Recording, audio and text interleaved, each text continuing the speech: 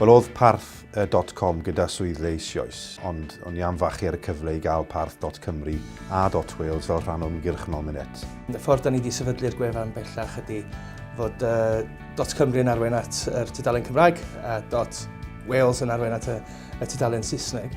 Yn y modd yna, mae unigolion yn gallu canfod y wybodaeth maen nhw isio, yn yr iaith maen nhw isio. Cwmni Cymreig sy'n weithredol yn gan fwyaf yng Nghymru yw swyddfa.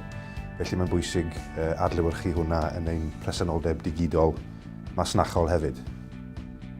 Bendant mi fyddwn ni yn annog pob cwmni yng Nghymru i symud drosodd i'r parth yma. Mae bod yn lleol yn rhywbeth bwysig iawn i gwmnïau bod yn lleol i'r cynulleidfa sy'n pwrpas trio cyfathrebu efo pawb ar draws pob un rhan o'r byd mewn un iaith. Mae eisiau cyfathrebu efo pawb hefo yn ei iaith ei hunain.